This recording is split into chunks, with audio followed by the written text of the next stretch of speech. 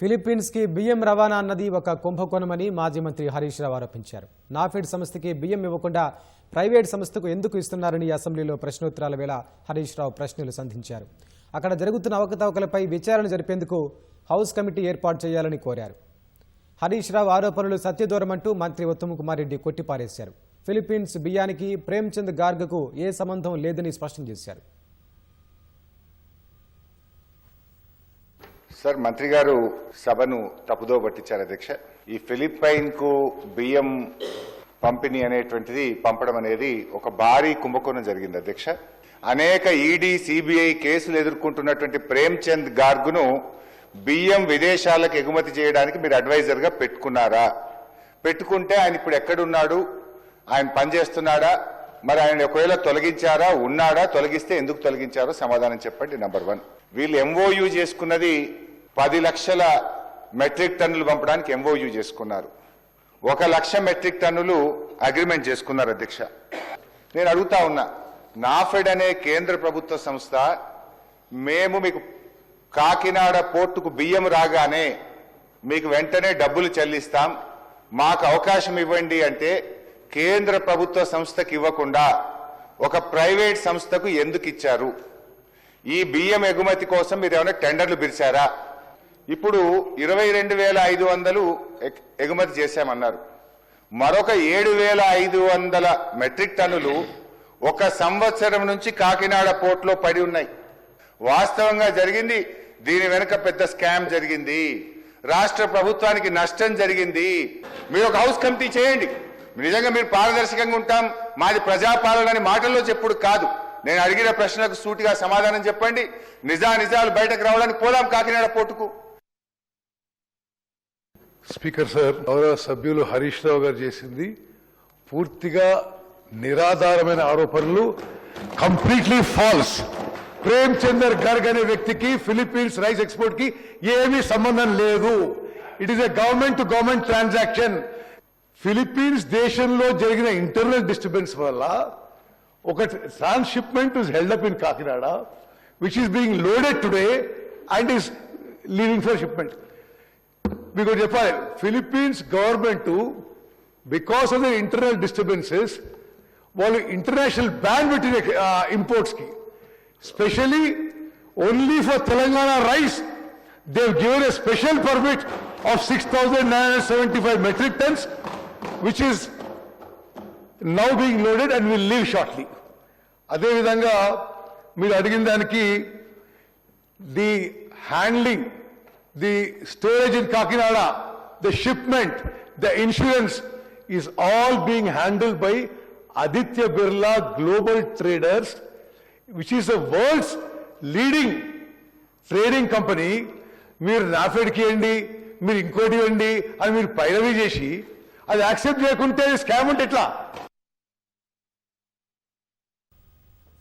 ఆర్టీసీని operational profits లోకి తీసుకెళ్తున్నామని రవాణా శాఖ మంత్రి పొన్నం ప్రభాకర్ తెలిపారు. టీఆర్ఎస్ పాలనలో తీసేసిన 250 మంది ఆర్టీసీ ఉద్యోగులకు మానవతా దృక్పథంతో తిరిగి ఉద్యోగాలు ఇచ్చామన్నారు. ఆర్టీసీ విలీన ప్రక్రియపై చర్చ జరుగుతుందని మాజీ మంత్రి హరీష్ రావు అసెంబ్లీలో అడిగిన పలు ప్రశ్నలకు సమాధానమిచ్చారు. అధ్యక్ష, మొన్న గవర్నర్ గారి ప్రసంగంలో మహిళలకు 9,200 కోట్ల రూపాయలు ఆదా అయిందని చెప్పారు అధ్యక్ష. మరి 9,200 కోట్లు రాష్ట్ర ప్రభుత్వం ఆర్టీసీకి చెల్లించిందా, చెల్లించలేదా? ఒకవేళ బకాయి ఉంటే ప్రభుత్వం ఎంత బకాయి ఉందో మంత్రి గారు చెప్పాలి. Question number 1. క్వశ్చన్ నెంబర్ 2 అధ్యక్ష, ఆర్టీసీ లాభాల్లో ఉందా, నష్టాల్లో ఉందా? ఒకవేళ లాభాల్లో ఉంటే కార్మికులకు ఇవ్వాల్సినటువంటి బెనిఫిట్స్, ఏరియర్స్ గాని వాళ్ళ సిసిఎస్ గాని ఎందుకు ఇవ్వడం లేదో మంత్రి గారు చెప్పాలి. 3వది అధ్యక్ష, పిఆర్సీ డ్యూ ఉన్నది 3 ఏళ్ల నుంచి, కొత్త పిఆర్సీ ఆర్టీసీ ఉద్యోగులకు ఎప్పటి నుంచి ఇస్తారో కూడా మంత్రి గారు చెప్పాలి. 4వది అధ్యక్ష, కాంగ్రెస్ పార్టీ తన మేనిఫెస్టోలో ఆర్టీసీ యూనియన్ ను పునరుద్ధరిస్తామని చెప్పి మీరు హామీ ఇచ్చారు. ఎప్పట్లోగా యూనియన్ ను పునరుద్ధరిస్తారో మంత్రి గారు సూటిగా సమాధానం చెప్పాలి. 5th క్వశ్చన్ అధ్యక్ష, గత బీఆర్ఎస్ ప్రభుత్వం ఆర్టీసీ ఉద్యోగులను ప్రభుత్వ ఉద్యోగులుగా గుర్తిస్తూ మేము ఆనాడు గెజిట్ కూడా నోటిఫికేషన్ చేయడం జరిగింది. మరి వాళ్లను డేట్ ఆఫ్ అపాయింట్మెంట్ ఎప్పటి నుంచి వారిని ప్రభుత్వ ఉద్యోగులుగా గుర్తిస్తారో కూడా మంత్రి గారు సూటిగా చెప్పాలి. లాస్ట్ క్వశ్చన్ అధ్యక్ష, మరి చాలా నియోజకవర్గాల్లో చాలా డిపోల్లో ఈవెన్ నా సిద్దిపేట డిపోలో కూడా బస్సుల సంఖ్య తక్కువగా ఉంది. కొత్తగా ప్రజలు బస్సులు వేయాలని అడిగితే డిపో మేనేజర్ తో మాట్లాడితే బస్సులు లేవు, బస్సుల సరిపడా మాకు అవకాశం లేదు అని చెప్పి డిపో మేనేజర్లు చెప్తా ఉన్నారు. ట్రాఫిక్ అనుగుణంగా కొత్త బస్సులు ఇచ్చే ఆలోచన ఏమైనా ఉందా? మరి ఇప్పటికే టైం అయిపోయినటువంటి బస్సులను కొత్త బస్సులతో రిప్లేస్ చేసే ఆలోచన ప్రభుత్వానికి ఏదైనా ఉందా? మంత్రి గారు సూటిగా సమాధానం చెప్పాలని మీ ద్వారా కోరుతున్నాను. గౌరవ మంత్రి గారు, బస్సులు కొత్తది ఒకటి కొనకుండా 10 సంవత్సరాలు ఒక కొత్త నియామకం చేపట్టకుండా అన్ని రకాలుగా ఆర్టీసీని నిర్వీర్యం చేసిన తర్వాత వచ్చినటువంటి ఈ ప్రజాపాలన ప్రభుత్వం ఆర్టీసీకి సంబంధించినటువంటి అనేక అంశాలు ఆఖరికి గత 10-15 సంవత్సరాలుగా వివిధ కారణాలతో సస్పెండ్ అయినటువంటి ఉద్యోగులకు కూడా 3-man కమిటీ చేసి మానవతా దృక్పథంతో 250 ఉద్యోగాలు కూడా ఇచ్చిన అధ్యక్ష తిరిగి. అదే కాకుండా కారుణ్య నియామకాలు చేపట్టడం కావచ్చు, దాదాపు 2700 కొత్త బస్సులు కొనడంతో పాటుగా వారు చెప్తున్నట్టుగా 15 సంవత్సరాల పైబడ్డ బస్సులన్నీ కూడా రిప్లేస్మెంట్ చేస్తా ఉన్నాం. మహిళా సంఘాల ద్వారా మహిళలను యాజమాన్యం చేసి కూడా బస్సులు కొనుగోలు చేస్తా ఉన్నాం. మహిళలు బస్సుకు సంబంధించినటువంటి ఉచిత బస్సు తర్వాత కొంత డిమాండ్ ఉన్నమాట వాస్తవం. ఇప్పటికే అనేక కొత్త బస్సులు ఈవెన్ హైదరాబాద్ నగరంలో కూడా కొత్త రూట్లను ఇంట్రడ్యూస్ చేస్తా ఉన్నాం.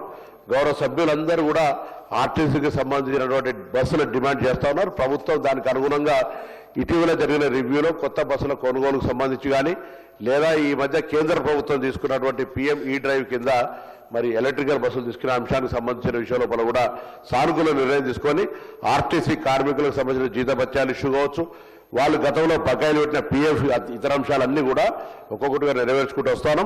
విలీన సమస్య కమిటీ దగ్గర పెండింగ్ ఉంది, గుర్తింపు సంఘాలకు సంబంధించిన ప్రభుత్వం దగ్గర డిస్కషన్ అయ్యేది ఉన్నది. వీటన్నిటికి సంబంధించి ఆర్టీసీ కార్మికుల సంక్షేమం ఈ ప్రభుత్వ లక్ష్యంగా, ప్రయాణికుల సౌకర్యం ఈ ప్రభుత్వ లక్ష్యంగా, ఆర్టీసీని అభివృద్ధిలోకి తీసుకుపోయే విధంగా కార్యాచరణ తీసుకుంటున్నామని మీ ద్వారా గౌరవం రిజలుస్తాను. ఆర్టీసీకి కంప్లీట్ గా నెగ్లెక్ట్ చేసి మూసేస్తామన్నటువంటి వాళ్ళు అడుగుతుంటే అందరికి సంబంధించి ఇలా ఆర్టీసీని ఆపరేషనల్ ప్రాఫిట్ లోకి తీసుకెళ్తా ఉన్నాము. ప్రభుత్వము తప్పకుండా ఆర్థిక సహకారం అందిస్తుంది కాబట్టి ఇలా ఆర్టీసీ ప్రగతి రథచక్రాలు ముందుకు కదులుతా ఉన్నాయి. ఆర్టీసీ 81% పైన ఆక్యుపెన్సీ రేట్ తోటి ఇలా ఎంటైర్ స్టేట్ లో ఒక లైఫ్ లైన్ గా ప్రతి పల్లెకి ఇలా మహిళలను తీసుకొని ప్రజలను తీసుకొని చేస్తా ఉన్న సందర్భంగా తప్పకుండా మా బాధ్యత సభ్యులు చెప్పినటువంటి ఇంకా సమస్యలు ఉంటే తప్పకుండా వాటిని 100% పరిశీలన చేస్తాం.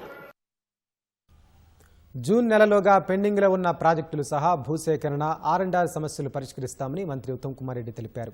అసెంబ్లీలో ప్రశ్నోత్తరాల సందర్భంగా పలువురు సభ్యులు అడిగిన ప్రశ్నలకు ఉత్తమ్ కుమార్ రెడ్డి సమాధానమిచ్చారు. వచ్చే 1-2 నెలల్లో బస్వాపూర్ రిజర్వాయర్ ప్రాజెక్టు భూసేకరణకు సంబంధించి నిధులు ఇస్తామని ఉత్తమ్ హామీ ఇచ్చారు. ముఖ్యమంత్రి గారు గౌరవ ఉప ముఖ్యమంత్రి గారు ఒక మేజర్ డెసిషన్ లో ఇరిగేషన్ లో పెండింగ్ లో ఉన్న ల్యాండ్ అక్విజిషన్ అండ్ R&R కి మొత్తం రాష్ట్రంలో in addition to the normal budget 5,000 కోట్లు ఈ జూన్ నెల లోపల ఇవ్వడానికి వాళ్ళు ఆదేశాలు ఇవ్వడం జరిగింది. అయితే ఇప్పుడు ఎక్కువ మంది సభ్యులు మాట్లాడిన విషయంలో ల్యాండ్ అక్విజిషన్ అండ్ R&R తప్పనిసరిగా జూన్ లోపల చేసే ప్రయత్నం చేస్తామని చెప్పి మీకు మాటిస్తూ భువనగిరి ఎమ్మెల్యే అనిల్ రెడ్డి గారు మీరు బస్వాపూర్ చెప్పారు. నేను మీకు వీరేశం గారికి ఇద్దరు కలిపి హామీ ఇస్తున్నా. గతంలో బట్టి గారు కూడా మీకు శాసనసభలో హామీ ఇచ్చిండు. బస్వాపూర్లో ఎంత ల్యాండ్ అక్విజిషన్ కి పైసలు ఇవ్వాలనో మొత్తం కూడా 1-2 నెలల్లో అది రిలీజ్ చేస్తామని చెప్పి, అదేవిధంగా రామచంద్ర నాయక్ గారు SRSP DBM 60 గురించి అదేవిధంగా బయన్నవా గురించి మాట్లాడిండు. తప్పనిసరిగా we will do whatever is best possible.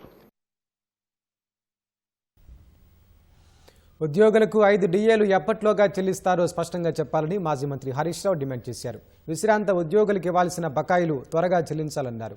ఉద్యోగుల సంక్షేమానికి కాంగ్రెస్ ప్రభుత్వం కట్టుబడి ఉందని ఉప ముఖ్యమంత్రి భట్టి విక్రమార్క స్పష్టం చేశారు. గత ప్రభుత్వం 3 DA బకాయిలను పెండింగ్లో పెట్టిందని తెలిపారు. సాధ్యమైనంత త్వరగా ఉద్యోగుల బకాయిలు చెల్లిస్తామని పేర్కొన్నారు. అసెంబ్లీ ప్రశ్నోత్తరాల సందర్భంగా సభ్యులు అడిగిన ప్రశ్నలకు భట్టి సమాధానాలిచ్చారు. భట్టి సమాధానాలతో అసంతృప్తి వ్యక్తం చేసిన హరీష్ రావు ప్రభుత్వం మాటల్లోనే మానవీయ కోణం చూపుతుందని విమర్శిస్తూ DAలు, PRC, రిటైర్డ్ ఉద్యోగుల బెనిఫిట్స్ పై నిరసనగా BRS సభ్యులు సభ నుంచి వాకౌట్ చేశారు. ఈ రాష్ట్ర ప్రభుత్వానికి మిత్రుడు చెప్పినట్టు డాక్టర్ ఈ కేబినెట్ లో ఉన్న ముఖ్యమంత్రితో సహా అందరు మంత్రులకి మానవీయ కోణం చాలా స్పష్టంగా ఉంది అధ్యక్ష. కరువు భత్యం DA విషయంలో గత BRS ప్రభుత్వం 1/1/2023 మరియు 1/7/2023 నుండి ఉద్యోగులకు ఇవ్వాల్సిన డిఏ బకాయిలు ఇవ్వకపోవటం వల్లనే ప్రస్తుత ప్రభుత్వమే ఇవ్వాల్సిన పరిస్థితి ఏర్పడింది. 3 డిఏ బకాయిలు మీరు పెండింగ్ పెట్టిపోయారు. ఆ మూడింటిని మేము వచ్చిన తర్వాత వాటిని క్లియర్ చేశాం. మరి ఇతర పెండింగ్ డిఏలను కూడా సాధ్యమైనంత త్వరగా ప్రాధాన్యత క్రమంలో విడుదల చేయడానికి మా ప్రయత్నం అంతా చేస్తా ఉన్నాం. గత బీఆర్ఎస్ ప్రభుత్వం కేవలం రిటైర్మెంట్ బెనిఫిట్స్ చెల్లింపులు ఆర్థిక భారం తప్పించుకోవటానికే మార్చి 2021 నుండి ఉద్యోగుల పదవి విరమణ వయసుని 3 సంవత్సరాలకు పెంచారు. గత ప్రభుత్వం ఎంతగానో పెండింగ్ బిల్లులు మా పైన మోపినప్పటికీ ఈ ప్రజాప్రభుత్వ అభివృద్ధి కార్యక్రమాలు మరియు ప్రజా సంక్షేమ కార్యక్రమాలు చేసుకుంటూనే ఉద్యోగులకు సంబంధించిన పెండింగ్ బిల్లులను కూడా సాధ్యమైనంత త్వరగా ప్రాధాన్యత క్రమంలో విడుదల చేయడానికి కృషి చేస్తూ ఉన్నాం. ఫీజు రియంబర్స్మెంట్ బకాయిలు విడుదల కోరుతూ బీఆర్ఎస్ ధర్నా చేపట్టింది. గన్ పార్క్ వద్ద ఆ పార్టీ ఎమ్మెల్యేలు ఎమ్మెల్సీలు ధర్నాకు దిగారు. ఫీజు రియంబర్స్మెంట్ బకాయిలు వెంటనే విడుదల చేయాలంటూ నేతలు డిమాండ్ చేశారు. ప్లకార్డులు పట్టుకుని నినాదాలు చేశారు. 12,000 కోట్ల రూపాయల బకాయిలను వెంటనే డిమాండ్ చేయాలంటూ నినదించారు. ప్రభుత్వం విద్యార్థి లోకం పట్ల వ్యవహరిస్తున్నటువంటి తీరు పరస్పర విరుద్ధంగా ఉంది. ఒకవైపు ఇంటిగ్రేటెడ్ స్కూళ్లను నిర్మిస్తున్నాం, 100 కోట్ల రూపాయలు ఖర్చు చేసి విద్యార్థుల భవిష్యత్తుకు గ్యారంటీ ఇస్తామంటున్నారు. కానీ ఉన్నత చదువులు చదివేటువంటి విద్యార్థులకు చెల్లించాల్సినటువంటి ఫీజు బకాయిలు చెల్లించకపోవడం అనంటే ఇంటిగ్రేటెడ్ స్కూళ్ళ వెనుక వీళ్ళకి ఏమన్నా లాభాపేక్ష ఉన్నట్టు కనబడతా ఉన్నది తప్ప విద్యార్థులకు నిజాయితీతో చేయాలనేటువంటి ఆలోచన ఉంటే తక్షణమే మేము చేస్తున్నటువంటి డిమాండ్ను అర్థం చేసుకొని గతంలో మీరు ఇచ్చినటువంటి అనేక హామీల పరంపరలో భాగంగానే విద్యార్థుల ఫీజు రియంబర్స్మెంట్ కూడా ఉన్నది కాబట్టి అత్యంత ప్రాధాన్యత కలిగినటువంటి సమాజాన్ని పెద్దలు చెప్తారు, దేశ భవిష్యత్తు అనేది స్కూల్ రూములలో నిర్మాణం అవుతున్నదని. అటువంటి విద్యార్థులు స్కూల్ రూములలో చదువుకోవాల్సినటువంటి విద్యార్థులు ఇందిరా పార్క్ దగ్గర రకరకాల విధాలుగా నిరసన తెలియజేసేటువంటి దుస్థితి కొనసాగుతున్నది. ప్రతిపక్షాలు ప్రజలు గగ్గోలు పెడుతున్నా ఈ ప్రభుత్వం పట్టించుకోవడం లేదు అనంటే విద్యార్థుల పట్ల ఈ ప్రభుత్వానికి ఏమాత్రం చిత్తశుద్ధి లేదనడానికి నిదర్శనం. కాబట్టి మళ్ళీ డిమాండ్ చేస్తా ఉన్నాం, తక్షణమే వాళ్లకు చెల్లించాల్సినటువంటి 12,000 కోట్ల రూపాయలను ఈ బడ్జెట్ సెషన్ ముగిసే లోపల చెల్లించాల్సిందిగా డిమాండ్ చేస్తా ఉన్నాం. నిరుద్యోగులకు ఉద్యోగాలు, రైతులకు గిట్టుబాటు ధర సహా ప్రభుత్వం ఇచ్చిన 6 గ్యారంటీల హామీలను అమలు చేయాలని బీజేపీ శ్రేణులు అసెంబ్లీ ముట్టడికి యత్నించారు. అసెంబ్లీ సమావేశాలు జరుగుతున్న వేళ బీజేపీ శ్రేణుల నిరసనలు తీవ్ర ఉద్రిక్తతలకు దారితీశాయి. ఈ క్రమంలో గెరిల్లా వ్యూహాన్ని అమలు చేసిన నాయకులు, కార్యకర్తలు నలువైపుల నుంచి దూసుకొచ్చిన అసెంబ్లీ ముట్టడికి యత్నించగా వారిని అడ్డుకున్నారు. ప్రజా వ్యతిరేక విధానాలను ఎండగడతామన్న బీజేపీ శ్రేణులు శాంతియుత నిరసనలు చేస్తుంటే అక్రమ అరెస్టులు చేస్తున్నారని మండిపడ్డారు. రాష్ట్రంలో కాంగ్రెస్ ప్రభుత్వం ప్రజలకిచ్చిన హామీలను నెరవేర్చే వరకు కొట్లాడతామని తేల్చి చెప్పారు. అంతకుముందు రాష్ట్ర అధ్యక్షులు రామచంద్రరావును గృహ నిర్బంధం చేశారు. ఎమ్మెల్యేలు, ఎమ్మెల్సీలు ఇళ్ల వద్ద మోహరించి బయటకు వచ్చిన వారిని అరెస్టు చేసి స్టేషన్కు తరలించారు.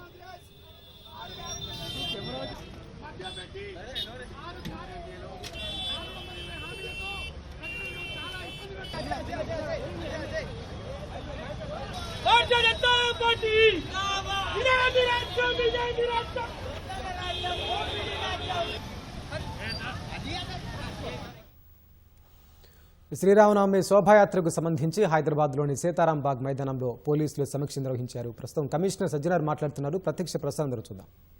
చాలాసారి ఇలాంటి సందర్భంలో మనం టైం జీరో స్టార్ట్ కాదు. I request all the organisers to please start the procession on time ప్రకారం మనము స్టార్ట్ చేస్తే మనకు కూడా ఈజీ ఉంటుంది. మన జాయింట్ సిపి ట్రాఫిక్ గారు చెప్పినట్లు ఆ రోజు ఎవరెవరు విఐపి వస్తారు వాళ్ళు కూడా టైం ప్రకారం వచ్చి minute to minute program concern ఎవరెవరు ఉన్నారు ఈ ఒక ప్రొసెషన్ వాళ్ళు కూడా అక్కడ లోకల్లో ఉన్న ఆఫీసర్స్తోని కోఆర్డినేట్ చేస్తే ఎటువంటి ఇబ్బంది ఉండదు, ఎటువంటి లేట్ కూడా కాదు, మనకు కూడా మీకు ప్రెషరైజ్ చేసే ఒక అవకాశం కూడా దొరకదు. So I request the organization Bhagavantrao గారికి, మన పెద్దలు మన గోవిందరాటి గారికి అందరు కూడా మీరు టైం ప్రకారం ఈ ప్రొసెషన్ స్టార్ట్ చేయడానికి అక్కడ లోకల్ ఆర్గనైజర్స్ని కోఆర్డినేట్ చేయని చెప్పి నేను కోరుతున్నాను.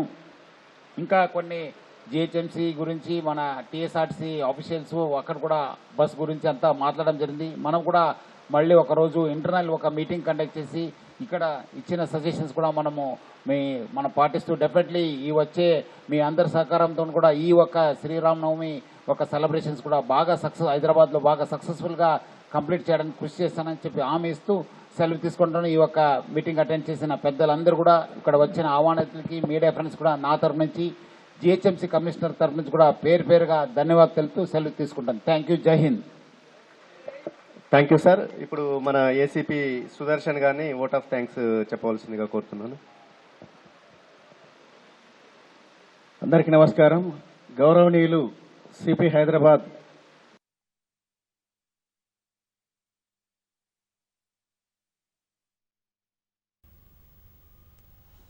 హన్మకొండ జిల్లా భీమదేవరపల్లి మండలంలో ఘోర రోడ్డు ప్రమాదం జరిగింది. మంగళపల్లి స్టేజీ వద్ద ఆగి ఉన్న ద్విచక్ర వాహనాన్ని టిప్పర్ లారీ ఢీకొనడంతో ఒకరు మృతి చెందగా మరొకరికి తీవ్రంగా గాయాలయ్యాయి. ప్రమాదంలో యువకుడు కిరణ్ మరణించగా మరో వ్యక్తి అంబాల రాజు ఆసుపత్రిలో చికిత్స పొందుతున్నాడు. ప్రమాదానికి సంబంధించిన దృశ్యాలు సీసీ కెమెరాలో రికార్డయ్యాయి.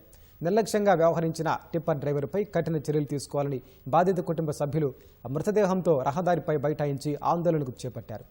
దీంతో హనుమకొండ హుస్నాబాద్ ప్రధాన రహదారిపై రాకపోకలు నిలిచిపోయాయి. అనంతరం పోలీసులు హామీ ఇవ్వడంతో బాధితులు ఆందోళన విరమించారు.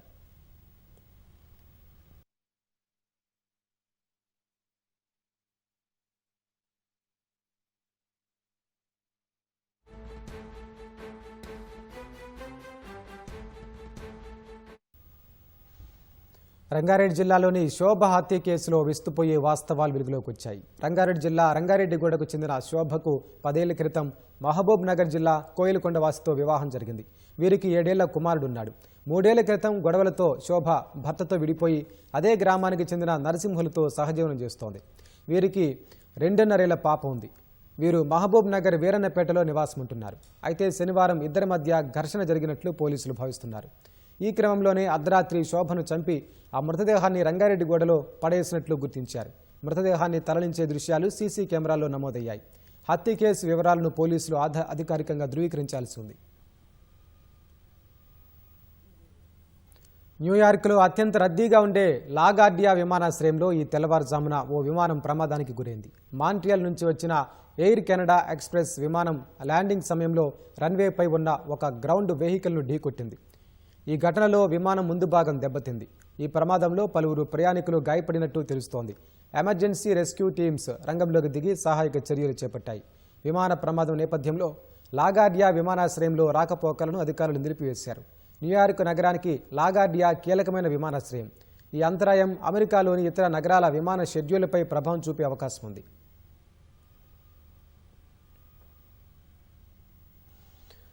ఇజ్రాయెల్లోని అణు కేంద్రానికి సమీపంలో ఇరాన్ దాడులతో పశ్చిమాసియాలో యుద్ధం మరింత ముదురుతోంది. ఇరాన్ రాజధాని టెహ్రాన్లోని మౌలిక సదుపాయాల లక్ష్యంగా ఇజ్రాయెల్ విస్తృత దాడులు చేస్తోంది. లెబనాన్లోని హెజ్బుల్లాపై సైతం భూతల దాడులను కొనసాగిస్తోంది. అటు ఇజ్రాయెల్తో పాటు గల్ఫ్ దేశాల్లోని అమెరికా స్థావరాలపై ఇరాన్ ప్రతిదాడులు చేస్తోంది. క్షేత్రస్థాయిలో ఎటువంటి బెదిరింపులనైనా ధైర్యంగా ఎదుర్కొంటామని ఇరాన్ తేల్చి చెప్పింది. మరోవైపు హర్మూజ్ జలసంధి నుంచి వెళ్లే కొన్ని నౌకలపై 18 కోట్ల రూపాయల పైగా పన్ను విధించేందుకు ఇరాన్ సిద్ధమైనట్టు తెలుస్తోంది.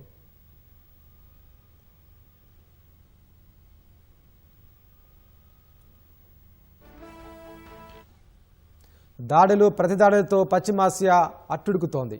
ఇరాన్ క్షిపణి దాడులకు ప్రతీకారంగా అమెరికా, ఇజ్రాయెల్ భీకర దాడులు చేస్తున్నాయి. ఇరాన్ ఇంటెలిజెన్స్ మంత్రిత్వ శాఖ ప్రధాన కార్యాలయం, ఎమర్జెన్సీ హెడ్ క్వార్టర్స్, క్షిపణి వ్యవస్థల తయారీ కేంద్రాలు, సైనిక శిక్షణ కేంద్రాలపై ఇజ్రాయెల్ విరుచుకుపడుతోంది. అమెరికా, ఇజ్రాయెల్ దాడుల్లో ఇరాన్లోని ఖొర్రమాబాద్లో ఓ చిన్నారి ప్రాణాలు కోల్పోయినట్లు తెలుస్తోంది.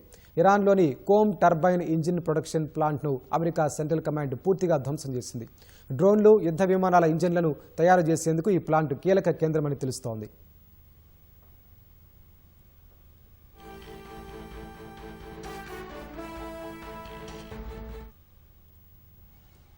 మరోవైపు ఇజ్రాయెల్తో పాటు గల్ఫ్ దేశాల్లోని అమెరికా స్థావరాలపై ఇరాన్ ప్రతిదాడులు చేస్తోంది. టెల్ అవీవ్పై ఇరాన్ ప్రయోగించిన పలు క్షిపణులను ఇజ్రాయెల్ రక్షణ వ్యవస్థ అడ్డుకుంది. ఈ నేపథ్యంలో టెల్ అవీవ్లో హెచ్చరికల సైరన్లు మోగాయి. సౌదీ అరేబియా రాజధాని రియాద్ లక్ష్యంగా ఇరాన్ 2 బాలిస్టిక్ క్షిపణులను ప్రయోగించింది. అందులో ఒక క్షిపణిని సౌదీ అరేబియా రక్షణ వ్యవస్థ అడ్డుకుంది. మరోవైపు క్షిపణి జనావాసాలు లేని చోట్ల పడిపోయింది. యుఏఈలోని అబుదాబిపై ఇరాన్ క్షిపణితో దాడికి యత్నించగా ఆ దేశ వైమానిక రక్షణ వ్యవస్థ అడ్డుకుంది. కూలిపోయిన క్షిపణి శకలాల వల్ల ఒక భారతీయుడు స్వల్పంగా గాయపడ్డాడు.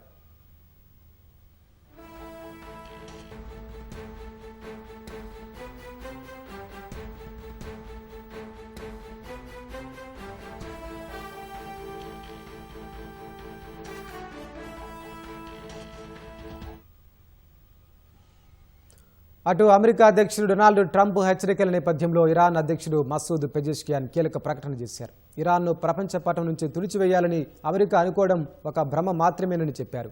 తమ దేశం సంకల్పం ముందు అలాంటి ప్రయత్నాలు నిరాశకు గురి చేస్తాయని పేర్కొన్నారు. క్షేత్రస్థాయిలో ఎటువంటి బెదిరింపులనైనా ధైర్యంగా ఎదుర్కొంటామని పెజెష్కియాన్ పేర్కొన్నారు.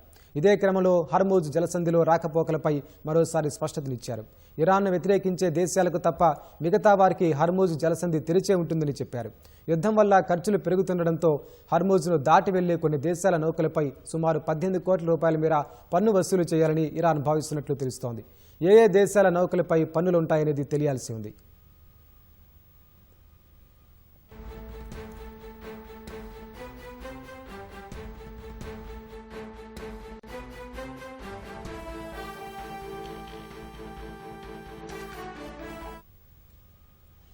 పశ్చిమాసియాలో యుద్ధం కారణంగా ప్రపంచ ఆర్థిక వ్యవస్థకు పెను ప్రమాదం పొంచి ఉందని అంతర్జాతీయ ఇంధన సంస్థ IEA చీఫ్ ఫాహిత్ బిరోల్ తీవ్ర హెచ్చరికలు చేశారు. యుద్ధం కారణంగా తలెత్తిన ఈ సంక్షోభం ఏ దేశాన్ని వదిలిపెట్టదని ఆయన ఆందోళన వ్యక్తం చేశారు. రష్యా ఉక్రెయిన్ యుద్ధం కలిగించిన గ్యాస్ సంక్షోభం కంటే అత్యంత దారుణమైన ప్రభావాన్ని చూపుతుందని బిరోల్ పేర్కొన్నారు. యుద్ధం వల్ల పశ్చిమాసియాలో 9 దేశాల్లో సుమారు 40 ఇంధన కేంద్రాలు తీవ్రంగా దెబ్బతిన్నాయని వెల్లడించారు.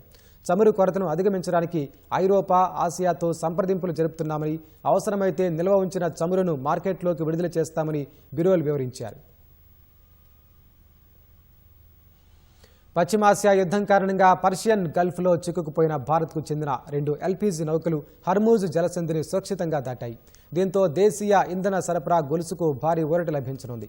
ఇరాన్కు చెందిన ఇస్లామిక్ రెవల్యూషనరీ గార్డ్స్ కోర్ అనుమతితో జగ్ వసంత్ పైన్ గ్యాస్ నౌకలు తెల్లవారుజామున హర్మూజ్ జలసంధిని దాటి అంతర్జాతీయ జలాల్లోకి ప్రవేశించినట్లు ప్రభుత్వ వర్గాలు తెలిపాయి. ఇరాన్, ఇజ్రాయెల్ మధ్య ఉద్రిక్తతలు తారాస్థాయికి చేరడంతో హర్మూజ్ జలసంధి మీదుగా నౌకల రాకపోకలు నిలిచిపోయాయి. భద్రతా పరిస్థితులు మెరుగుపడే వరకు పర్షియన్ గల్ఫ్లోనే ఉండాలని ఇదివరకు ఇరాన్ అధికారిక వర్గాలు సూచించాయి. భారత్కు చెందిన ఈ నౌకలకు ఇరాన్ యంత్రాంగం నుంచి క్లియరెన్స్ రావడానికి నౌకాదళం కీలక పాత్ర పోషించినట్లు అధికార వర్గాలు తెలిపాయి. ఇరాన్ యుద్ధ జ్వాలలు ప్రపంచం మొత్తాన్ని ఇంధన సంక్షోభంలోకి నెట్టేస్తున్నాయి. ఇజ్రాయెల్, ఇరాన్ పరస్పర దాడులు సరిహద్దులకే పరిమితం కాకుండా ప్రపంచ ఇంధన వ్యవస్థను చిన్నాభిన్నం చేస్తున్నాయి. హర్మూజ్ జలసంధి మూతపట్టడంతో ప్రపంచ చమురు సరఫరాకు తీవ్ర అంతరాయం ఏర్పడింది. ఫలితంగా పెట్రోల్, గ్యాస్ ధరలు ఆకాశాన్ని అంటుతుంటే ఎరువుల కొరతతో ఆహార భద్రతకు ముప్పు వాటిల్లే ప్రమాదం కనిపిస్తోంది. 1973 నాటి చమురు సంక్షోభాన్ని మించిపోయేలా ఉన్న ప్రస్తుత పరిస్థితులు సామాన్యుడి జేబుకు చిల్లు పెడుతున్నాయి. ఈ క్రమంలో అనేక దేశాలు ఆంక్షలు విధిస్తున్నాయి. ఇరాన్ యుద్ధం ప్రపంచ ఇంధన వ్యవస్థకు పీడకలగా మారింది. ప్రజలు ఇంధనం కోసం అధికంగా ఖర్చు చేయడం సహా వినియోగాన్ని తగ్గించుకోవాల్సిన దుస్థితి ఏర్పడింది. హర్మూజ్ జలసంధి మూతవేతతో ప్రపంచ చమురు, LPG సరఫరాలో 20% నిలిచిపోయింది. ఇన్ని ఇబ్బందులు ఎదురవుతున్నప్పటికీ ఇజ్రాయెల్, ఇరాన్ గ్యాస్, చమురు శుద్ధి కేంద్రాలు, టెర్మినల్స్ పైనే దాడులు చేసుకుంటున్నాయి. ఇరాన్లోని సౌత్ పార్స్ గ్యాస్ ఫీల్డ్స్ పై ఇజ్రాయెల్ దాడి చేయగా ఖతార్లోని రస్లప్పాన్ను ఇరాన్ దెబ్బకొట్టింది. రస్లప్పాన్ దెబ్బతినటంతో ప్రపంచ సరఫరాలో 3% సమానమయ్యే 12.8 మిలియన్ టన్నుల LPG ఉత్పత్తి 5 ఏళ్ల పాటు నిలిచిపోతుందని ఖతార్ తెలిపింది. కేంద్రాల మరమ్మతులకే కొన్నేళ్లు పడుతుందని ఆయా దేశాల పరిశ్రమలు అంచనా వేస్తున్నాయి. 1973లో అరబ్ చమురు ఆంక్షల వల్ల తలెత్తిన ఇంధన సంక్షోభాన్ని మించిపోయేలా చరిత్రలోనే అత్యంత ఘోరమైన ఇంధన సంక్షోభం తలెత్తే అవకాశముందని IEA హెచ్చరించింది.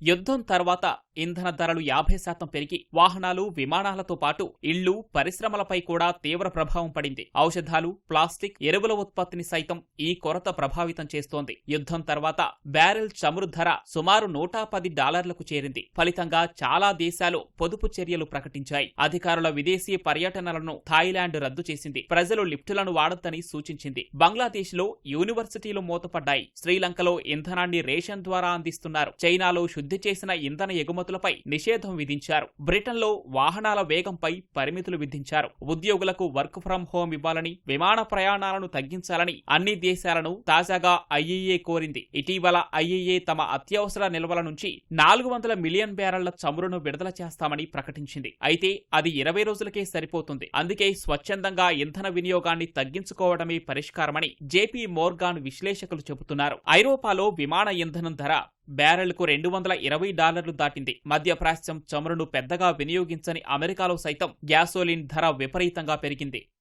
ఇరాన్ యుద్ధం ప్రపంచ ఆహార సరఫరాపైన ప్రభావం చూపుతోంది. ప్రపంచ ఎరువుల వాణిజ్యంలో 3వ వంతు హర్ముజ్ జలసంధి గుండానే జరుగుతుంది. ఫలితంగా యుద్ధం తర్వాత యూరియా ధర 30 నుంచి 40% పెరిగింది. ప్రస్తుతం అమెరికాలో రైతులు పంట వేసే సమయం కాగా అక్కడి ఫర్టిలైజర్ దుకాణాల ముందు నో స్టాక్ బోర్డులు దర్శనమిస్తున్నాయి. ఇటు భారత్, బంగ్లాదేశ్, మలేషియాలోని ఎరువుల కర్మాగారాలు సైతం మూతపడి పరిస్థితులు నెలకొన్నాయి. ఫలితంగా పంట సాగు తగ్గిపోతే ధాన్యాలు, పశుగ్రాసం, పాల ఉత్పత్తులు, మాంసం సరఫరా కూడా తగ్గే అవకాశం ఉంది.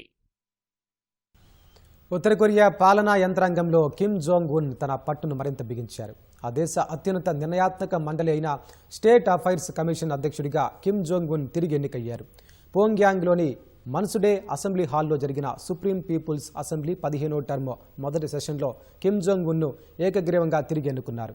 సుప్రీం పీపుల్స్ అసెంబ్లీలో ఉత్తర కొరియా వ్యాప్తంగా ఎంపికైన 687 మంది ప్రతినిధులు ఉంటారు.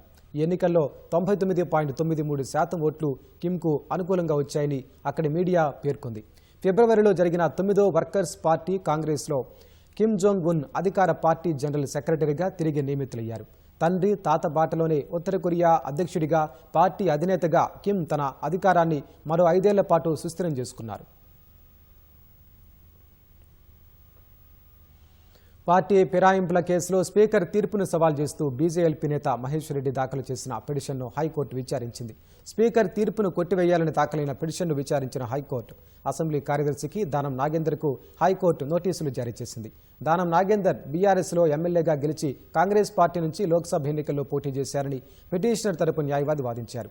ఇతర పార్టీ నుంచి నామినేషన్ వేసిన రోజే అనర్హుడిగా ప్రకటించాలని న్యాయవాది కోరారు. కర్ణాటక, బీహార్లలో ఇలాంటి పిటిషన్లపై సుప్రీంకోర్టు తీర్పులను ప్రస్తావించిన న్యాయవాది స్పీకర్ తరపున వాదించేందుకు హాజరైన advocate general Sudarshan Reddy counter దాఖలు చేయాలని హైకోర్టు తెలిపింది. తదుపరి విచారణ ఏప్రిల్ 16కు వాయిదా వేసింది. మల్టీలెవెల్ మార్కెటింగ్ సంస్థ క్యూనెట్ కేసులో సీసీఎస్ పోలీసులు వేగం పెంచారు. తాజాగా తెలంగాణ, ఏపీ, కర్ణాటకలో ప్రత్యేకంగా సోదాలు నిర్వహించారు. 25 పోలీసు బృందాలు హైదరాబాద్, విశాఖ, బెంగళూరు నగరాల్లో తనిఖీలు చేశాయి. ఇప్పటి వరకు ఈ కేసులో 30 మందిని అరెస్టు చేశారు. తాజా సోదాల్లో ఎలక్ట్రానిక్ పరికరాలు, కీలక పత్రాలను సీసీఎస్ పోలీసులు స్వాధీనం చేసుకున్నారు.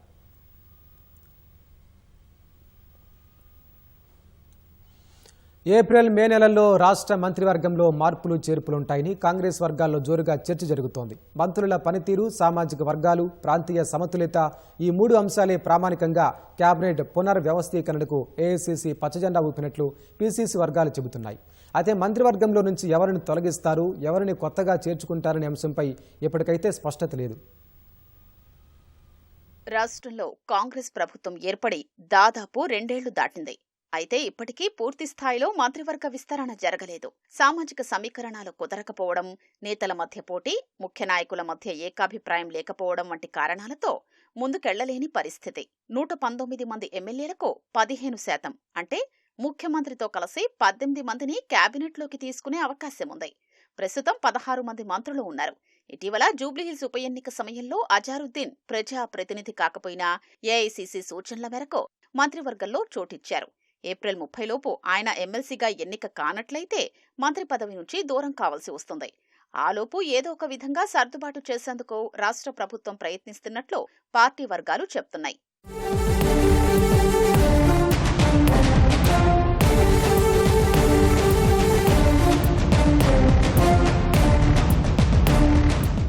కొందరు మంత్రులపై అధిష్టానం అసంతృప్తిగా ఉన్నట్లు పార్టీ వర్గాలు చెప్తున్నాయి. పార్టీ నిర్దేశించిన నియమావళికి కట్టుబడకపోవడం, ఎమ్మెల్యేలకు అందుబాటులో ఉండకపోవడం, వర్గాల్ని పెంచి పోషించడం వంటి ఆరోపణలు కొందరు మంత్రులపై గట్టిగా వినిపిస్తున్నాయి. దీంతో రేవంత్ కేబినెట్లోని 2-3 మంత్రులకు ఉద్వాసన ఉంటుందనే ప్రచారం జోరుగా సాగుతోంది. అయితే ఈ ప్రక్రియలో అంతర్గత ఇబ్బందులు తలెత్తకుండా ఉండేలా పార్టీ హైకమాండ్ కసరత్తు చేస్తున్నట్లు తెలుస్తోంది. ఏప్రిల్, మే నెలల్లో మంత్రివర్గ పునర్వ్యవస్థీకరణ జరిగే అవకాశాలు ఉన్నాయని పార్టీ వర్గాలు చెప్తున్నాయి. అసెంబ్లీ సమావేశాలు ముగిసిన తర్వాత ఇందుకు సంబంధించిన కసరత్తు వేగవంతమవుతుందని అంచనా వేస్తున్నారు. ఖాళీగా ఉన్న 2 మంత్రి పదవులు భర్తీ చేయడంతో పాటు ప్రస్తుత మంత్రుల్లో 2-3కి ఉద్వాసన పలుకుతారని చెప్తున్నారు. మున్నూరు కాపు సామాజిక వర్గం నుంచి ఆది శ్రీనివాస్ను మంత్రివర్గంలోకి తీసుకుంటారని, కుదరని పక్షంలో చీఫ్ విప్ పదవి ఇస్తారని ప్రచారం సాగుతోంది. ఏఐసీసీ హామీ ఇచ్చి తనను పార్టీలోకి చేర్చుకుందని చెబుతూ వస్తున్న రాజగోపాల్ రెడ్డికి మంత్రివర్గంలో బెర్త్ దక్కే అవకాశం కనిపిస్తోంది. లంబాడీల కోటా కింద మంత్రివర్గంలో చోటు కావాలని అధిష్టానం వద్ద ఈ సామాజిక వర్గం నేతలు పట్టుబడుతున్నారు. ప్రభుత్వ విప్గా ఉన్న రామచంద్రనాయక్, దేవరకొండ ఎమ్మెల్యే బాలునాయక్లలో ఎవరో ఒకరిని కేబినెట్లోకి తీసుకునే అవకాశం కనిపిస్తోంది. బాలునాయక్కు డిప్యూటీ స్పీకర్ పదవి ఇవ్వాలని భావించినా ఆ జిల్లా నుంచి 2 మంత్రులు ఉండడంతో రాజకీయ సమీకరణాలు కుదరలేదు. మంచిర్యాల ఎమ్మెల్యే ప్రేమ్ సాగర్ రావు, ఇబ్రహీంపట్నం ఎమ్మెల్యే మల్రెడ్డి రంగారెడ్డిలు కూడా మంత్రి పదవి కోసం తీవ్రంగా ప్రయత్నిస్తున్నారు. డిప్యూటీ స్పీకర్ కోసం కూడా ఎవరిని ఎంపిక చేయాలనే అంశంపై అధిష్టానం కసరత్తు చేస్తున్నట్లు తెలుస్తోంది.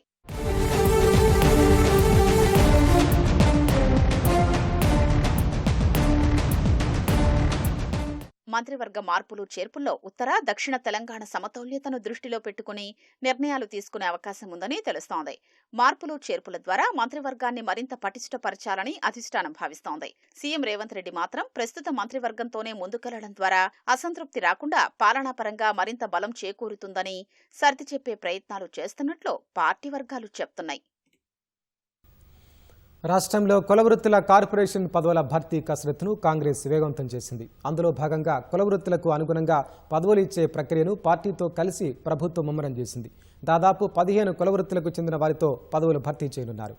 ఏప్రిల్ 15 లోపు పదవుల జాబితాను ఖరారు చేసి ప్రకటించేందుకు పార్టీ రాష్ట్ర నాయకత్వం సిద్ధమవుతోంది.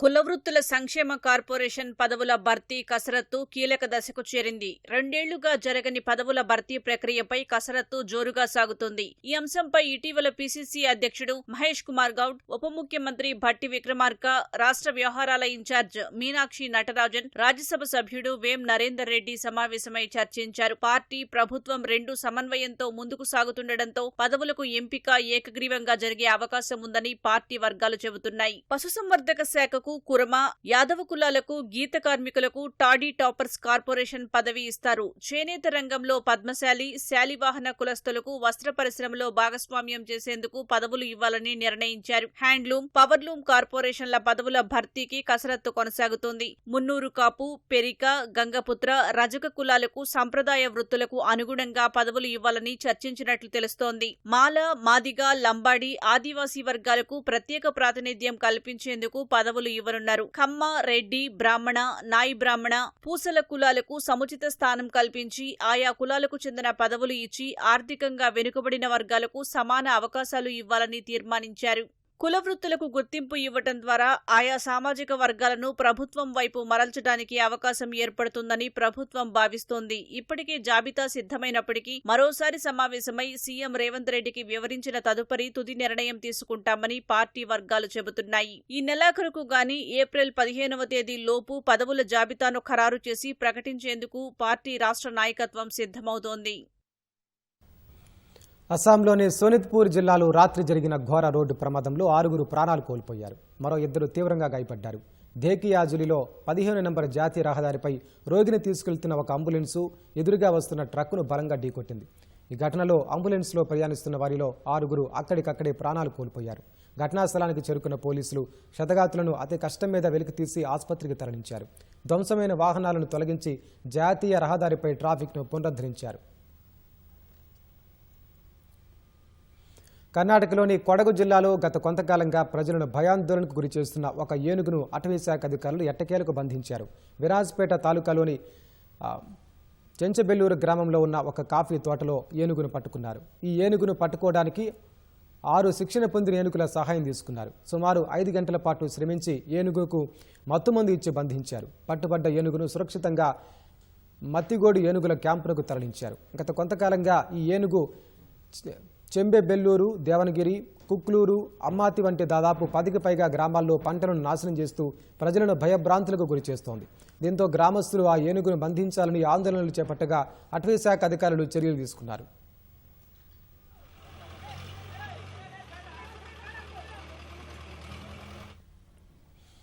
ఉడకని మటన్ కథ మీకు తెలుసా?